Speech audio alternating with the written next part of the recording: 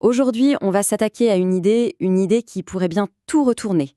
Tout ce qu'on pensait savoir sur le lien entre nos gènes et nos cultures. Alors oui, accrochez-vous bien, parce qu'on s'apprête à vivre un grand renversement de perspective. Et tout ça, ça nous vient d'un texte assez puissant de l'anthropologue Claude Lévi-Strauss qui date de 1971. Ça s'appelle Race et culture. Et Lévi-Strauss, eh bien, c'est typiquement le genre de penseur qui nous force à tout remettre en question, même les certitudes qu'on croyait les plus solides. La question qu'il pose, elle est toute simple, mais waouh, elle est déstabilisante. En gros, et si Et si on avait tout faux depuis le début?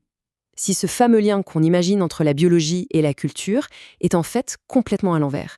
C'est de là que tout part, c'est le début de notre exploration. Bon, première étape. Pour y voir clair dans cette relation, il faut commencer par la base. Définir les mots. Qu'est-ce que la race? Et vous allez voir, c'est là que les ennuis commencent. Et tout de suite. Alors, il faut savoir que ça fait presque 200 ans que les anthropologues se penchent sur la question. 2 siècles. Et le résultat? Aucun accord. Zéro consensus. Le concept de race, en fait, il est insaisissable.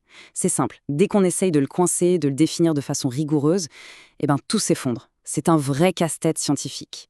En gros, il y a 2 grandes théories qui essayent d'expliquer d'où viennent les races. Mais le problème, c'est que les deux se heurtent à main mûre. La première nous dit que ça s'est passé il y a si longtemps, tellement longtemps que c'est invérifiable. Ça devient presque une question de foi, pas de science. Et la deuxième, plus récente, elle a un défaut énorme. Les critères qu'on utilise, genre la couleur de peau ou la forme du crâne, ils sont totalement arbitraires. Si on décidait de se baser sur d'autres marqueurs génétiques, la carte des races du monde n'aurait plus rien à voir. Elle serait complètement redessinée. Et c'est là que la phrase de Lévi-Strauss frappe fort. Elle résume tout.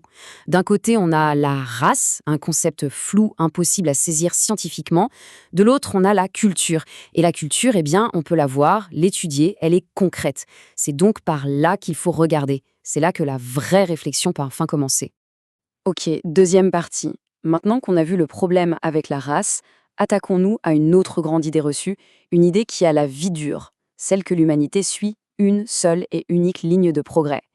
Et là encore, préparez-vous, parce que Lévi-Strauss va tout dynamiter. Pour nous faire comprendre ça, il utilise une analogie qui est juste géniale. Il nous dit, imaginez les cultures du monde comme des trains, plein de trains, chacun sur ses propres rails, chacun avec sa propre vitesse et sa propre direction. Et cette analogie, elle nous dit quelque chose de très profond sur notre façon de voir les autres. Imaginons un instant qu'on est dans notre propre train, le train de notre culture. Quand on regarde par la fenêtre, les trains qui roulent sur des voies parallèles, dans le même sens que nous, ceux-là, on les voit bien. On distingue les wagons, les visages des passagers.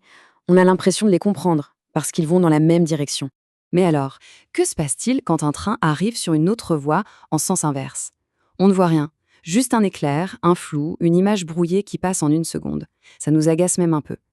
C'est exactement ça, la façon dont on perçoit les cultures radicalement différentes de la nôtre. On ne les voit pas comme des mondes cohérents, non. On les voit comme du bruit, du désordre, quelque chose qui n'a pas de sens. Du coup, cette histoire de train, ça nous oblige à jeter à la poubelle notre vieille vision de l'histoire. Cette idée d'une échelle unique du progrès, où notre civilisation serait tout en haut. Non. La réalité, c'est plutôt un treillis, un immense réseau, où toutes les cultures avancent, se croisent, s'éloignent. Le point crucial, c'est qu'il n'y a pas de culture en retard. Il y a juste des cultures qui ont choisi des chemins différents. Et on en arrive maintenant au cœur du réacteur, au moment où tout bascule vraiment. Alors attention, c'est ici que le fameux grand renversement a lieu. La vieille question, celle qu'on a posée pendant si longtemps, parfois sans même s'en rendre compte, c'était ça. Est-ce que la biologie, la race, est-ce que ça détermine la culture d'un peuple? Et là, Lévi-Strauss arrive et paf, il retourne la question à 180 degrés. Il nous dit, et si on arrêtait de penser comme ça? Et si on se demandait plutôt, est-ce que ce ne serait pas la culture, nos choix, nos modes de vie qui finissent par sculpter notre biologie? Et pour prouver que ce n'est pas juste une idée en l'air, il y a un exemple scientifique parfait, la drépanocytose. Suivez bien, c'est une réaction en chaîne. Étape 1, un choix purement culturel. Des populations en Afrique de l'Ouest se mettent à l'agriculture. Étape 2, ce choix change l'environnement, créant des zones d'eau stagnantes parfaites pour les moustiques du paludisme.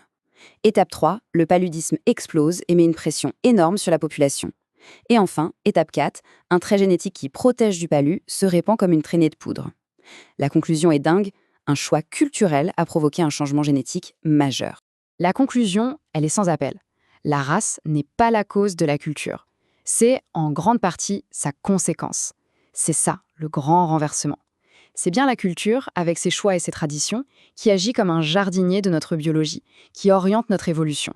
Bon, dernière partie. Maintenant qu'on a retourné le problème, la question c'est et alors? Qu'est-ce que ça change pour nous aujourd'hui? Eh bien là, la pensée de Lévi-Strauss se termine sur une note plus sombre, un véritable avertissement sur notre monde globalisé. Et voilà le paradoxe de notre monde actuel. D'un côté, on se bat, et à juste titre, pour l'égalité, pour la communication. Forcément, ça nous mène vers une sorte de civilisation mondiale. Mais de l'autre côté, en faisant ça, on risque de gommer toutes ces petites différences, tous ces particularismes. Le problème, c'est que ce sont précisément ces cultures uniques qui ont créé toutes les merveilles qu'on admire tant aujourd'hui.